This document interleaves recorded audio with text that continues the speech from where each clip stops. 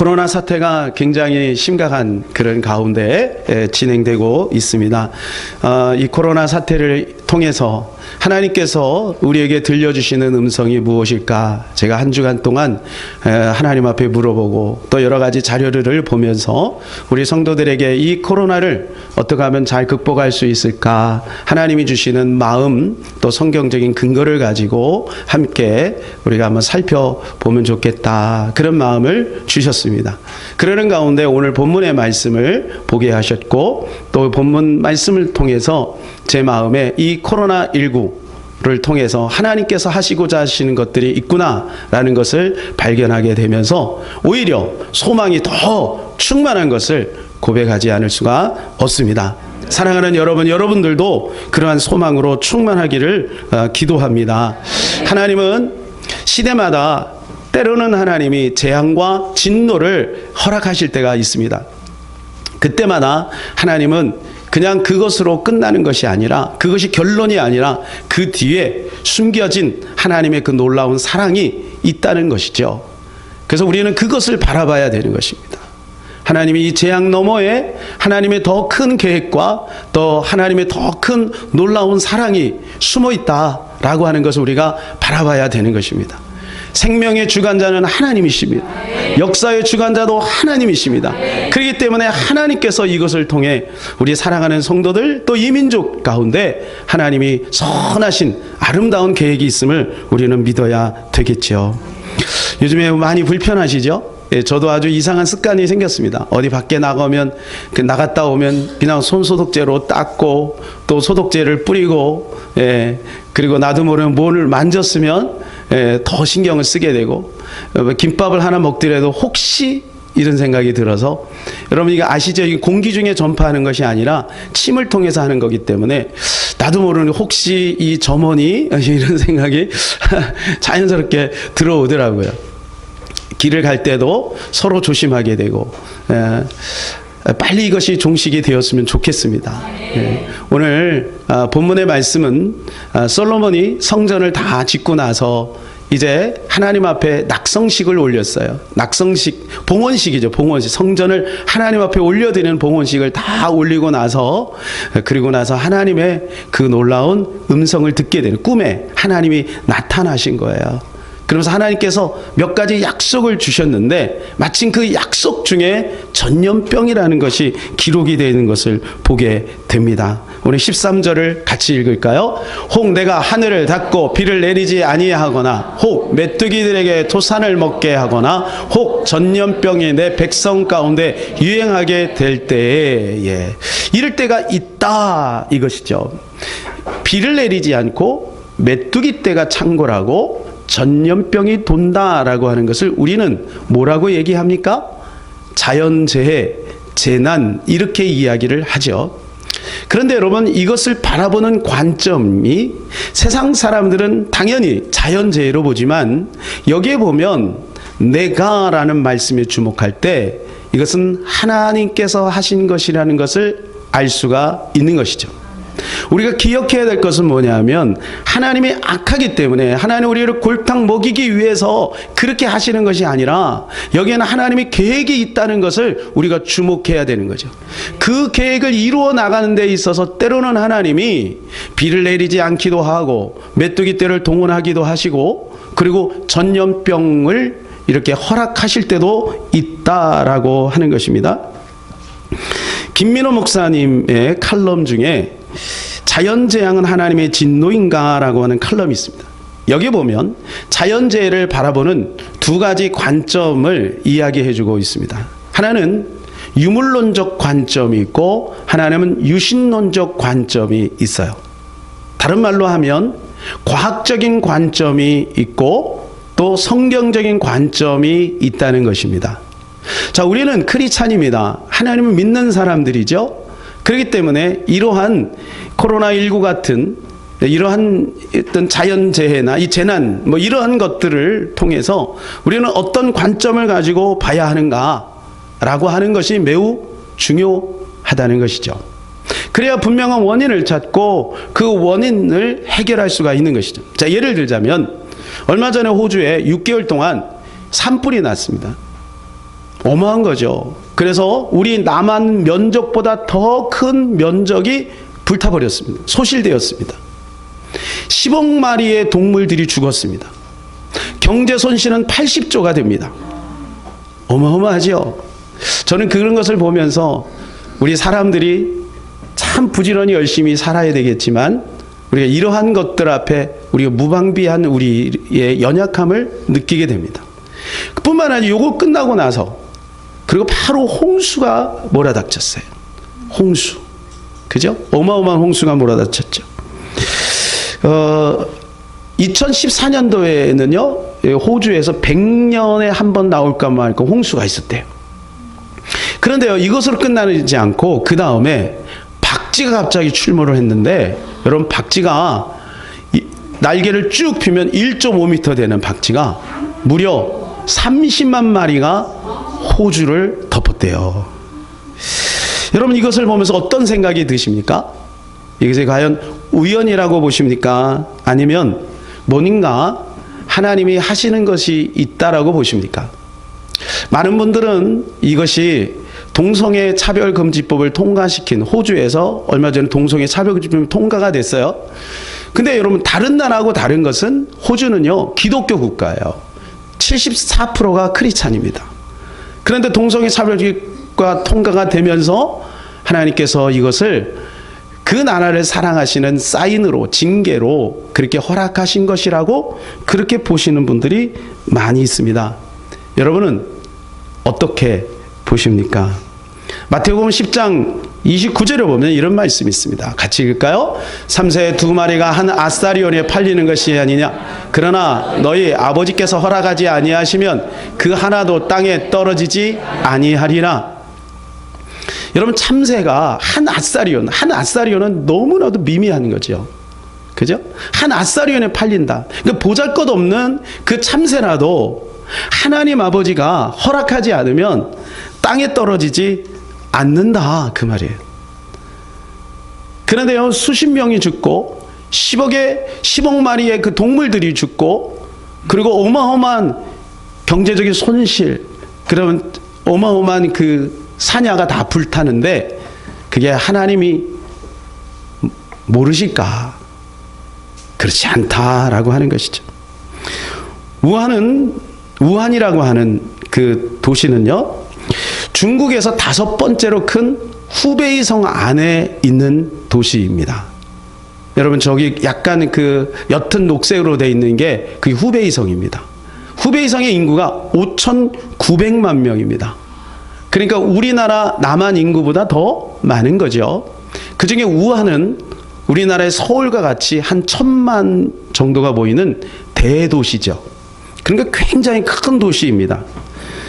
그런데 이 도시에서 지금 우한 폐렴이라는 것이 발생을 한 거예요. 가장 먼저 이것을 전 세계 유튜브를 통해서 알린 사람이 리원량이라고 하는 분입니다. 그래서 그것을 유튜브에 알렸다 그래서 궁산 정부로부터 엄청난 이제 억압을 받았죠. 결국 이분도 생명을 잃게 됩니다. 그런데 이분이 유서에서 이런 내용을 기록하고 있어요. 자기는 평범한 사람이지만 하나님이 나를 불러 하나님의 뜻을 이루라고 하였다라고 고백을 했습니다. 여러분 지금 전 세계에 9만 명, 그죠? 9만 명 정도의 확진자가 있고요. 중국에는 한 3천 명 정도가 사망을 했습니다. 우리나라에도 지금 한 3천 명, 오늘 아침에 보니까 3,100명이 넘었더라고요. 그리고 사망하신 분들은 17분이나 됩니다. 이 바이러스는요, 아주 작습니다. 이 바이러스를 1,000마리를 쭉 일렬로 쭉 늘리면 우리 머리카락 굵기 정도밖에 안 된대요. 이거 얼마나 작은 겁니까? 제가 저는 뭐 이런 부분에 지식이 없으니까 여러 가지 이제 자료들을 좀 살펴봤습니다. 세균하고 바이러스는 다르다고 합니다. 세균은 자연적으로 자기들끼리 증식을 할 수 있대요. 근데 바이러스는 반드시 어떤 숙주가 있어야 된다고 합니다. 그러니까 동물의 몸에 들어가거나 사람 몸에 들어가서 그 숙주를 통해서 이 바이러스가 번식을 하게 되는 것이죠. 바이러스는 사진에서 보듯이 두 종류가 있어요. 여러분 보시는데 왼쪽에 있는 동그랗게 돼 있는 뭔가 집처럼 돼 있는 그것은 뭐냐면 DNA 바이러스. 그리고 오른쪽에 집이 없이 이렇게 외톨이로 돼 있는 것들은 RNA 바이러스라고 합니다. 근데 어떤 것이 더 치명적이냐 하면 RNA 바이러스가 치명적인 거죠. 그러니까 지금 코로나19가 바로 이 RNA 바이러스입니다. DNA 바이러스는 예를 들자면 천연두, 수두, 비형 간염 이런 거예요. 그래서 이거는 백신을 발견을 하게 되면 그 백신을 통해서 쉽게 처리가 되는 거죠. 그런데 우리가 잘 알고 있는 뭐 에이즈나 뭐 이런 갑자기 신종플루, 뭐 사스, 메리스 이런 것들은 RNA 바이러스라고 합니다. 여러분 독감은 RNA일까요? DNA일까요? 갑자기 무슨 과학 시간도 아니고 독감도 RNA입니다. 그래서 독감이 그 계절마다 달라요. 그 해마다 달라요. 그래서 계속 변형이 이루어진다는 거예요. 변형. 그래서 변형이 이루어지기 때문에 이 전 세계 과학이 그렇게 발전하는데, 의학이 그렇게 발전하는데도 독감을 못 잡는 거예요. 자꾸 변형이 이루어져서 그렇습니다. 그래서 이 코로나19 같은 경우도 그렇다고 합니다. 계속해서 변형이 이루어지기 때문에 백신을 쉽게 발견하지 못하는 것이죠. 전문가들에 의하면 앞으로 이런 전염병 이런 것들은 점점 늘어날 수밖에 없다는 것이죠. 그것이 왜냐하면 세 가지 때문에 그런데, 첫 번째는 밀림이 개발이 되고 있고, 그리고 가축이 점점 많아지고 있고, 그리고 일일 생활권이 되기 때문에 그런 거예요. 그래서 밀림이 개발이 된다는 것은 뭐냐 하면 이제 야생동물들이 자꾸 도시로 내려오게 된다는 것이죠. 그러니까 야생동물 속에 있는 바이러스나 세균 이런 것들에 대해서 우리는 나름대로 분리가 돼 있었는데 이제 자꾸 겹쳐서 이렇게 혼합이 되는 그러한 시대가 된다. 그리고 가축이 점점 대량으로 이렇게 기르다 보니까 이게 집단 발병되는 것들이 많아지게 된다. 뭐 조류독감 뭐 그런 거 많지 않습니까? 뭐 소 구제역 뭐 이런 거 있잖아요. 그런 것들이 점점 많아지게 되고, 그리고 일일 생활권, 뭐 지금 전 세계가 일일 생활권 아닙니까?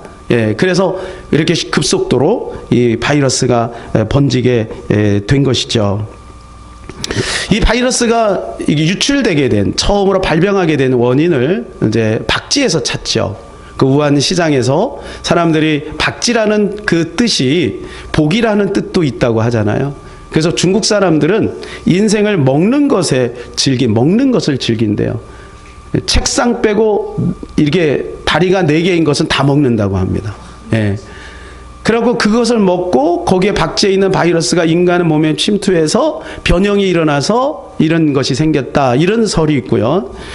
또 얼마 전에 인도의 과학자가 이것은 그렇게 생긴 것이 아니라 그 우한 옆에 있는 한 연구소에서 그것이 인공적으로 만들어졌기 때문에 그렇게 된 것이다, 유출된 것이다, 이렇게 보고서를 발표했어요. 중국에서도 이런 보고서들이 곳곳에 나와요. 왜냐하면 이 바이러스를 검사를 해보니까 자연적으로 생길 수가 없는 거라는 거예요. 이건 뭔가 인공적으로 만들어질 수밖에 없는 그러한 거라는 거죠. 그 과학자들의 말에 의하면 뭐 그것은 뭐 저는 이렇다 저렇다 말할 수는 없어요. 어쨌든 이런 모양으로 이 바이러스가 지금 창궐 하고 있는 것입니다. 중요한 것은 뭐냐면 이것이 어떻게 해서 이렇게 전 세계적으로 이렇게 번지게 되었는가라고 하는 것입니다. 그래서 그것을 어떻게 해석하고 어떤 관점으로 우리가 봐야 될 것인가라고 하는 것입니다. 과학자들은 당연히 how입니다.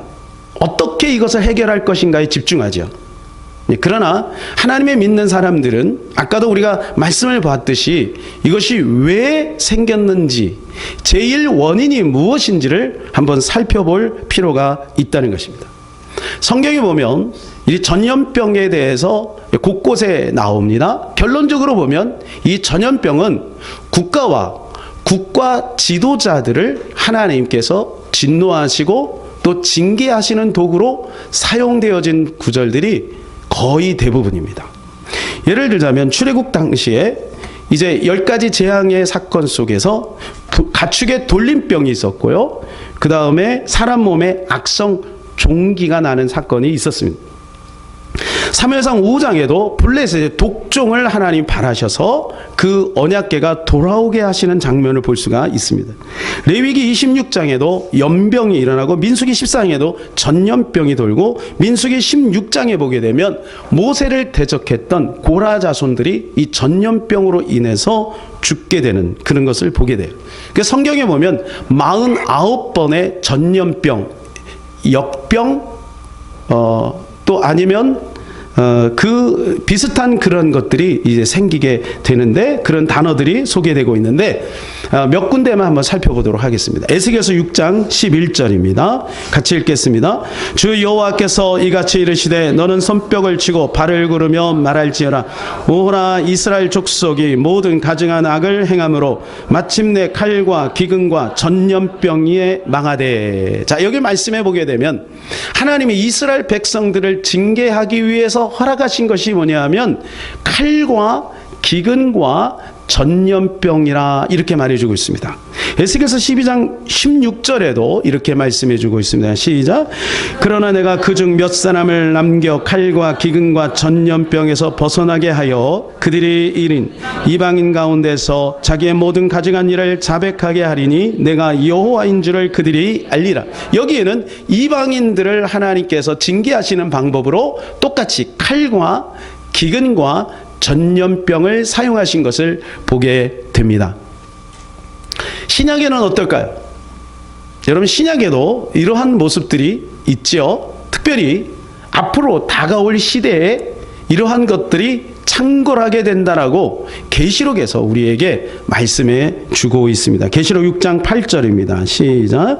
내가 범에 청황색 말이 나오는데 그 탄 자 이름은 사망이니 음부가 그들을 따르더라. 그들이 땅 4분의 1의 권세를 얻어 검과 흉년과 사망과 땅의 짐승들로부터 죽이더라 그랬어요. 이 청황색 말은 핏기가 없는 회색빛 같은 그런 것을 말하는 거예요. 그러니까 병든 사람의 그 얼굴을 보면 이 청황색이 있죠. 그러니까 이 청황색 말은 죽음의 심판을 말해주고 있는데요. 이 죽음의 심판으로 처음 등장하는 것이 검입니다. 아까 에스겔서에 뭐라고 표현되고 있습니까? 칼이라고 표현되고요. 같은 말이죠.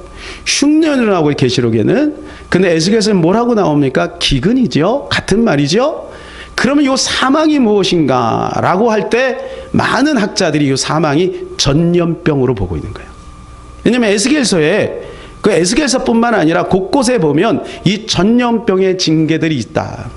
땅의 짐승들, 아까 우리가 살펴봤듯이 이런 박쥐들, 또 메뚜기. 우리나라에도 보니까 저 해남 지역에 메뚜기 떼가 수백만 마리가, 수십억 마리가 이렇게 들이닥쳤던 그런 자료가 있더라고요. 앞으로 이런 시대가 온다는 거예요. 그런데 여러분, 주목해야 될 것은 뭐냐면 땅의 4분의 1이 죽는다는 거예요. 4분의 1이 죽어요. 역사 속에서도요, 이 어마어마한 재앙들이 있었습니다. 예를 들어서 2차 세계대전에 5천만 명이 죽었습니다. 5천만 명. 1930년대 우크라이나에서 대기근이 있었는데 250만 명이 아사했습니다. 그리고 북한에서는 1990년대에 고난의 행군이라 그래서 330만 명이 죽었습니다. 그리고 1300년대에 우리가 잘 아는 패스트에서 유럽 전역에 3분의 1이 죽었습니다.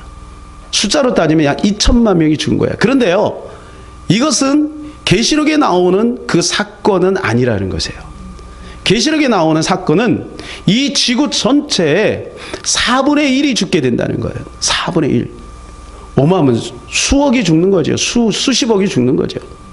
이런 일들이 앞으로 벌어지게 된다라고 하는 거예요. 그런데 사랑하는 여러분, 제가 이번 한 주간 동안 이 말씀을 이렇게 이 코로나를 보면서 하나님이 제 마음, 마지막 때를 준비해야 된다라고 하는 마음을 주셔서 한 주간 계속 마지막 때에 대해서 이제 연구를 하게 됐어요.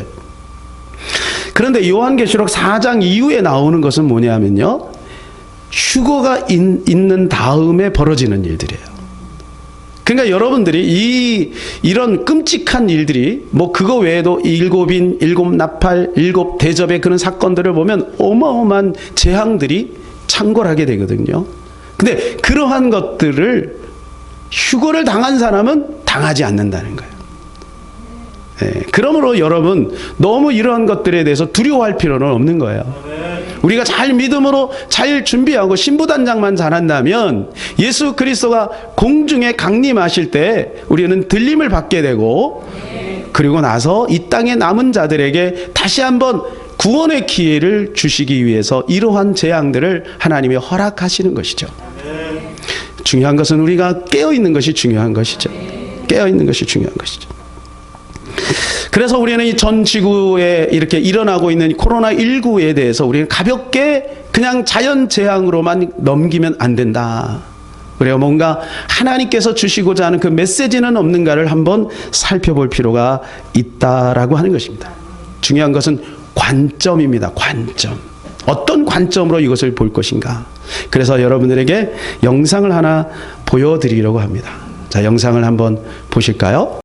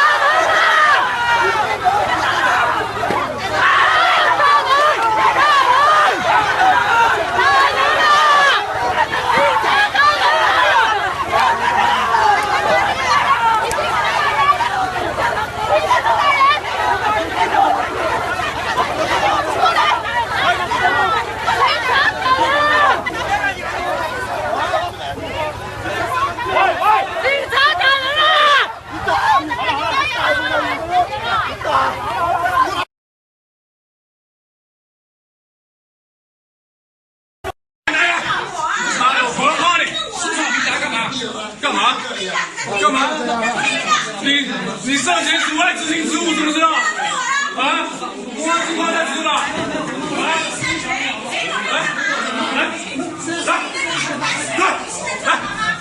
我跟你讲，我叫你队友这样的，请去派出所，没事。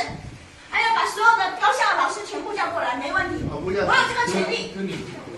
我就跟你讲，我这边就带，我今天我带队的，不要以为我穿那么朴素。赵营村的主日崇拜的现场，我们在逼迫当中，在各方面对我们施压的同时，我们仍然没有停止主日聚会。我们教会的弟兄和姐妹5点钟都来到这里，现在一同在圣坛上祷告，但外面还有恶人在虎视眈眈。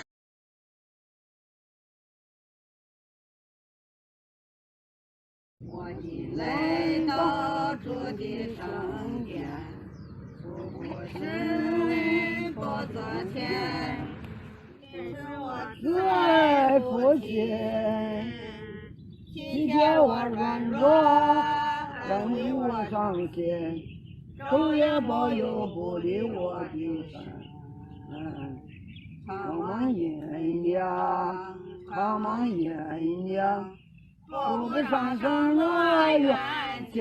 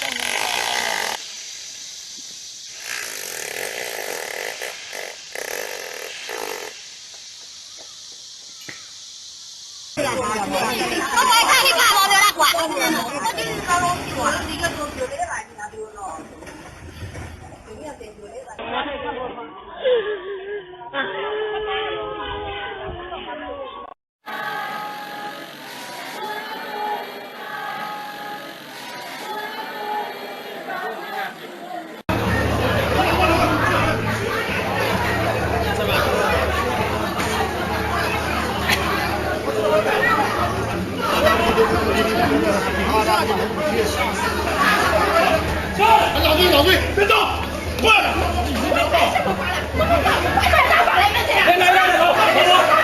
老总，快点上上面，老总，别打了，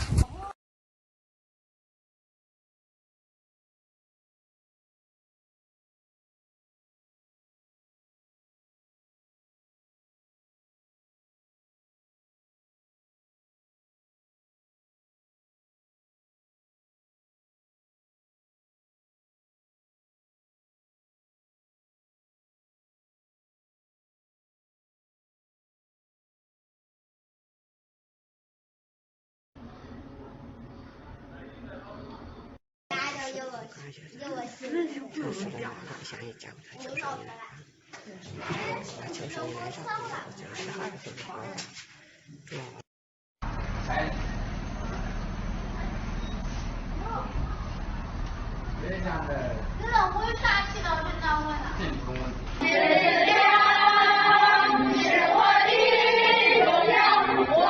여러분 유튜브에 들어가면 이 영상들이 많이 여러 개가 있고요.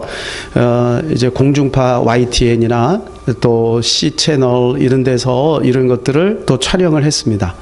촬영을 하고 지금 중국에서 일어나고 있는 기독교 박해가 어떤 현실 속에서 지금 이루어지고 있는지에 대해서 이야기를 해주고 있습니다. 여러분 이것은 지금 중국 전역에서 이루어지고 있는 건데요. 특별히 우한에 좀 집중되고 있는 것을 보게 돼요. 그래서 크리스찬 투데이 기사에 올라온 샬롬 나비라고 하는 대표인 김영한 박사님이 기사를 인용을 제가 합니다. 지금 우한에 이런 것이 2019년도에 지정이 되었어요. 우한 종교 정책 시범 지역. 그러니까 우한을 종교 정책, 어떤 종교를 말살시키기 위한 시범 지역으로 우한을 지정을 한 거예요. 제가 잠깐 읽어드릴게요. 우한 폐렴과 관련하여 주목할 것은 우한이 2019년 종교정책 시범지로 지정되어 교회 핍박이 가장 심한 지역으로서 현재 이곳에서만 48개의 지하 교회들이 강제로 폐쇄당했다는 점이라며, 공교롭게도 우한 폐렴의 발생 시점은 올 2월 1일부터 시행된 중국 국가 종교 사무국의 종교단체에 대한 행정조치 13호 명령의 발표 시점과 겹치기도 한다, 이렇게 돼 있어요. 여러분 여기에는 조금 더 보일 텐데 교회 안에다가요 시진핑하고 마오쩌둥 사진이 있어요.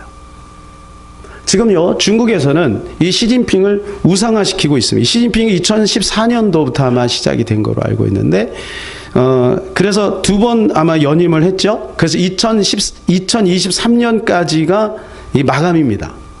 그런데요, 2018년도에 법을 바꿨어요. 그래서 영구 집권을 할 수 있도록 이제 법이 바뀌었어요. 그러고 나서 이제 2017년부터 본격적으로 교회를 탄압하고 또 이 교회 십자가를 다 끌어내리는 일들을 하는 가운데 우한 지역을 그렇게 법으로 시범 지역으로 딱 묶어놨다는 것이죠. 종교사무조례법이라는 것을 만들었는데요. 이것에 의하면 종교 행사를 하게 되면 이 당의 허락이 없이 종교 행사를 하게 되면 328만 원 이상의 벌금을 매기고 주택은 철거가 되고 그리고 교회 안에 형식적인 교회라도 교회 안에 반드시 공산당원이 들어가서 상주하는 사무실을 의무적으로 만들도록 그렇게 되어 있다는 거예요. 성경에 나오는 이 전염병이 여러분 하나님의 징계와 무관하지 않는다면, 국가와 국가 지도자들을 향한 하나님의 징계와 무관하지 않다면 이 우한 폐렴이 발생한 것에 대해서 우리가 어떻게 생각해야 될까요? 근데 공교롭게도요, 이 우한 폐렴을 제일 먼저 죽은 사람이 있는데, 여러분 사진 한번 보실까요? 이분 혹시 아십니까? 예, 이분이 바로 우한 지역에서 종교 탄압을 가장 앞장서서 했던 왕센량이라고 하는 거예요. 민족종교 사무위원회 국장급 간부래요. 근데 이 우한 폐렴으로 가장 먼저 죽은 사람이 공교롭게 이 사람이라고 그래요. 우한 폐렴은 결코 우연이 아니라는 것을 대한 것을 우리 많은 목회자들이 그렇게 보고 있습니다. 그런데 왜 해필은 우리나라가 중국 다음으로 이렇게 코로나19가 확산되고 있을까? 우리가 이 부분에도 한번 주목해 볼 필요가 있다는 것입니다. 저는 그것을 여러 가지 원인들이 있겠지만 저는 교회에서 찾습니다.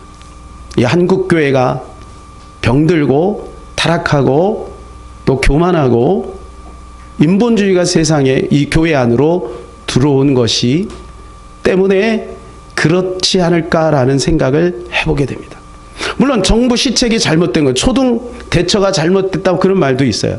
뭐 신천지가 폐쇄적으로 그걸 공개하지 않고 그렇게 했기 때문에 이렇게 급속하게 퍼졌다, 그런 것도 있어요. 그러나 그것은 정확한 원인이 아니라고 저는 봅니다. 왜냐하면 성경에 보게 되면 하나님께서 그렇게 하실 때 하나님이 요구하는 것이 있는데, 그것이 오늘 본문에 나오는 14절입니다. 같이 읽을까요? 내 이름으로 일컫는 내 백성이 그들의 악한 길에서 떠나 스스로 낮추고 기도하여 내 얼굴을 찾으면 내가 하늘에서 듣고 그들의 죄를 사하고 그들의 땅을 고칠지라. 하나님이 자연재해를 통해 그 시대에 있는 백성들을 징계하실 때 하나님께서 우리 백성들, 내 백성들이 그랬어요. 믿는 우리 하나님의 자녀들이 스스로 낮추고 기도하고 회개하면 하나님이 그 땅을 고치신다고 말씀하고 있습니다. 그러므로 사랑하는 여러분, 저와 여러분들이 먼저 기도해야 될 줄로 믿습니다. 저와 여러분들이 먼저 회개해야 될 줄로 믿습니다. 한국교회 총회가 문제가 있고 뭐 어디가 문제가 있고 뭐 그런 거 우리가 다 알고 있지 않습니까? 먼저 우리 자신과 우리 가정과 또 우리 교회가 먼저 회개해야 될 것입니다. 그래야만 이 한국 교회가 또 이 대한민국이 새로운 소망이 열리게 될 것입니다. 두 번째로는 전인적 우리는 믿음의 항체를 가져야 된다는 것입니다. 우리 마음에는 어느새 무서움과 두려움이 자리 잡았어요. 그래서 어디 밖에 나가기도 좀 은근히 겁이 나고 또 절제하게 되고 뭐 그 사람이니까 어쩔 수 없죠. 그러나 사랑하는 여러분, 이런 어려운 환경보다 우리 하나님의 그 능력, 하나님의 그 은혜를 우리는 더 신뢰해야 될 것입니다. 금요 철야 예배 때도 제가 말씀을 드렸듯이 우한에 있는 선교사님이 편지를 썼는데요. 우한에 오래전부터 이제 우한 폐렴, 이 코로나19가 확산되면서 이것이 치료되는 사람이 있고 또 치료되지 못하는 사람이 있는 것을 보게 된다는 거예요. 근데 어떤 사람이 빨리 치료되는가를 이렇게 봤대요. 나름대로 그 선교사님이 이제 데이터를 이렇게 낸 거죠. 근데 빨리 잘 치료되는 사람의 특징이 있는데 그것은 뭐냐 하면 성도들 이야기입니다. 성도들. 믿지 않는 사람들은 뭐 제껴놓고, 성령 충만하고 믿음으로 충만한 사람들은 이것이 걸려도 빨리 치료가 되더라는 거예요. 그리고 자기의 마음 관리를 잘하고 스트레스 관리를 잘하고 그리고 하나님 앞에 믿음으로 말씀과 기도 속에 있는 사람은 빨리 치료가 되더라. 근데 어떤 사람이 어려움 속에 있느냐, 그럼에도 불구하고 두려움을 가지고 또 평상시에 가지고 있던 그 죄를 끊지 않고 그대로 그것을 유지하는 그런 삶 속에 있는 사람들이 이것 때문에 어려움을 당하는 모습들을 보게 된다는 것입니다. 사랑하는 여러분, 주님은 우리에게 이렇게 말씀하고 있습니다. 출애굽기 15장 26절입니다. 우리 두 번 읽어볼까요? 시작. 나는 너희를 치료하는 여호와, 나는 너희를 치료하는 여호와라. 네. 사랑하는 여러분, 하나님은 죽을 병에 걸려도 우리를 치료하시는 전능하신 하나님을 믿으시기를 바랍니다. 수많은 나 환자들을 치료하셨습니다. 하나님 수많은 질병을 가지고 있는 사람들 주께 나올 때마다 치료하셨습니다. 그러면 혹여나 우리에게 어려움이 당한다 할지라도 하나님이 우리를 급속하게 치료할 것을 우리는 주님을 신뢰해야 될 것입니다. 로마의 기독교 박해가 극에 달할 때 막 사자의 밥이 되게 하고 원형 경기장에서 수많은 성도들이 화형에 휩싸여 순교를 할 때 아무래도 이제 성도들이 겁이 나고 그래서 이 신앙의 자유를 찾아 이제 무덤 속에, 무덤 옆에 있는 굴을 팠어요. 그것을 카타콤이라고 하죠. 그래서 카타콤 속에 들어가서 거기에 수십 년을 살았습니다. 거기에 기록에 하면 수백 년을 살았다는 이야기도 있어요. 여러분, 그렇게 거기에 살면서 그들은 그곳에서 믿음을 지킨 거예요. 그런데요, 로마에 갑자기 천연두가 창궐하기 시작합니다. 기록에 의하면 165년에서 180년 사이에 약 500만 명이 이 천연두에서 죽었다고 그래요. 근데 문제는요, 로마 시대 이 사람들이 시체를 치우질 않고 그냥 길거리에다가 그냥 둔 거예요. 그러니까 로마 시내 시체 썩는 냄새가 막 질비했겠죠. 왜? 건드렸다가는 옮기니까. 그런데요, 어느 날부턴가 한밤중에 까만 도포를 입은 사람들이 이곳저곳에서 이 시체를, 로마 시내에 있는 이 시체를 치우기 시작하더라는 거죠. 나중에 알고 보니까 그 카타콤 속에 믿음을, 신앙을 지키기 위해 숨어들었던 그들이 나와서 이 천연두에 걸린 이 시체들을 하나 둘 다 치우기 시작하는 거예요. 여러분, 이들이라고 그 시체를 치우다가 전염병이 옮지 않으리라는 법이 있겠습니까? 그럼에도 불구하고 그렇게 할 수 있었던 것은 그들은 믿음의 강력한 항체가 있었기 때문이에요. 놀라운 것은 여러분, 그렇게 한 그분들은 천연두에 걸리지 않았다는 거예요. 기록에 의하면. 어떻게 설명하겠습니까? 하나님 오늘도 우리를 지키시고 보호하심을 여러분 믿으시기를 바랍니다. 이럴 때일수록 여러분 주변에 믿지 않는 사람들을 도와주세요. 오케이 운동 중단하지 말고 열심히 합시다. 예. 그래서 우리 믿는 사람은 다르다라고 하는 것을 보여줬으면 좋겠습니다. 예. 누가 저에게 카톡을 보냈어요. 코로나19를 뒤집으면 9일이다. 그래 시편 91편에 보면 이 말씀이 있다. 그래서 그것을 보내줬어요. 우리 같이 한번 읽어볼까요? 5절에서 7절입니다. 시작. 너는 밤에 찾아오는 공포와 낮에 날아드는 화살과 어두울 때 퍼지는 전염병과 밝을 때 닥쳐오는 재앙을 두려워하지 아니하리로다. 1000명이 내 왼쪽에서 10,000명이 내 오른쪽에서 엎드러지나 이 재앙이 내게 가까이 하지 못하리로다. 할렐루야. 아멘. 이 말씀 의지하시기를 바랍니다.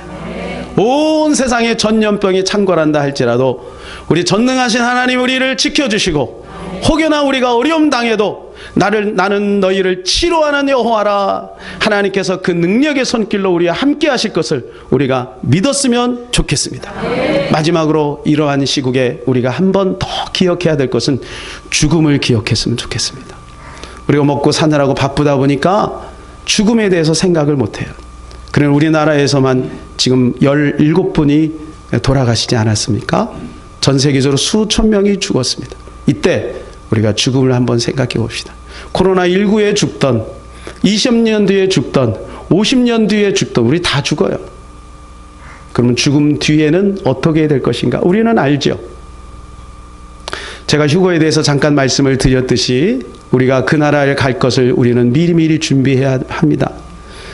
그 나라에 가는 것은 오직 믿음으로 말미암아 갑니다. 주님이 우리와 함께 하시기 때문에 가는 것이죠. 우리가 죄가 없어서 가는 게 아니에요. 여러분, 우리 스스로는 죄를 해결할 수가 없어요. 하나님의 은혜가 우리에게 주어지기 때문에 가는 것이죠. 그러므로 우리는 그 안에 있어야 되는, 하나님 안에, 그리고 그 나라를 바라보며 죽음을 준비할 수 있는 저와 여러분 되시기를 바랍니다. 코로나19 우리는 극복할 수 있습니다. 우리 이 찬양 같이 한번 불렀으면 좋겠습니다. 아무것도 두려워하지 말라. 같이 한번 찬양합시다.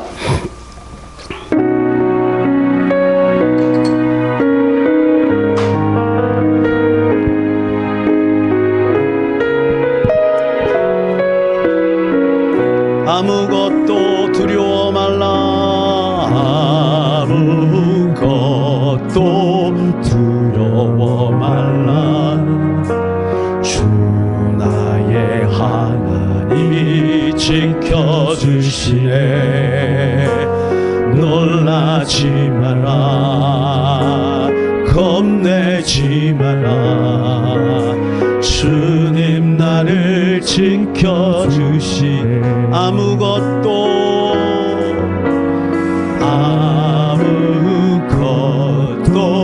두려워 말라.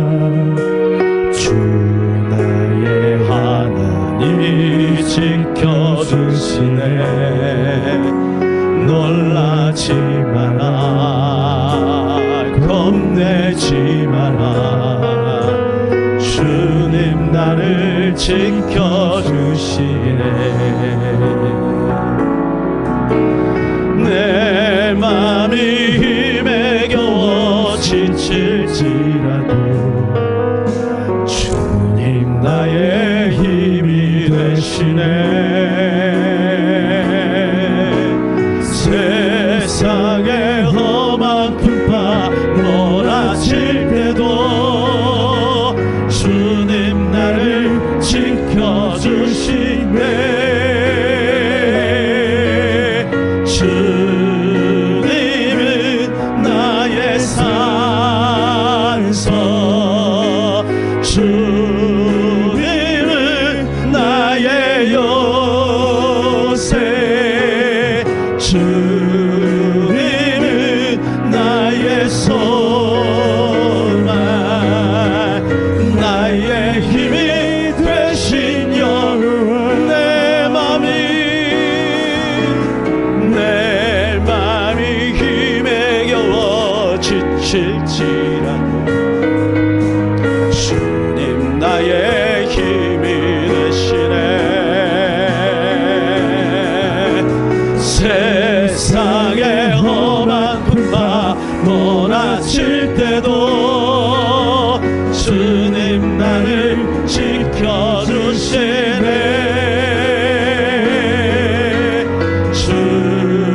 주님은 나의 산, 아멘. 주님은 나의 요새, 주님은 나의 소망, 나의 힘이 되신 여호와. 주님은 나의 산성입니다. 주님은 나의 산성, 주님은 나의 요새, 주님은 나의 소망, 나의 힘이 되신 여. 우리 그 자리에 다 일어나서 두 손 높이 들고 주님은 나의 산서, 주 믿음으로 고백하시기 바랍니다.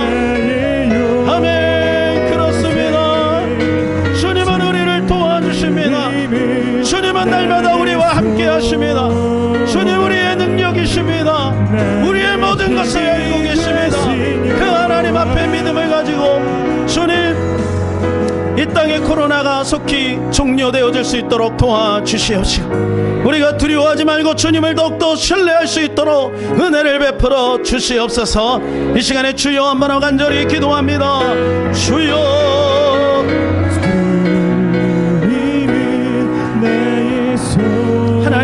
감사하고 고맙습니다. 세상에 하나님이 요동치고 전염병에 창궐하고 또 메뚜기와 하나님 비가 온데 않는다 할지라도 우리는 결코 두려워하지 않습니다. 하나님을 신뢰해야 합니다. 주님만을 의지합니다. 하나님 믿음을 가지고 우리는 승리할 수 있습니다. 하나님이 민족을 불쌍히 여겨주옵소서. 우리가 회개합니다. 하나님이 이때를 하나님이여 주님이 하나님 허락하신 이유가 있는 줄로 믿습니다. 우리가 더욱더 깨어서 근신하며 주님 바라보게 하시고 더욱더 기도하게 하시고 하나님 앞에 우리 자신을 겸비하게 하시고 주님 오실 날을 준비할 수 있도록 도와주시옵소서. 하나님 우리의 연약함과 우리의 한계를 느낍니다. 우리 인간이 아무것도 아닌 것을 느낍니다. 하나님 민족을 불쌍히 여겨주옵소서. 속히 모든 것들을 해결될 수 있도록 도와주시옵소서. 예수님의 이름으로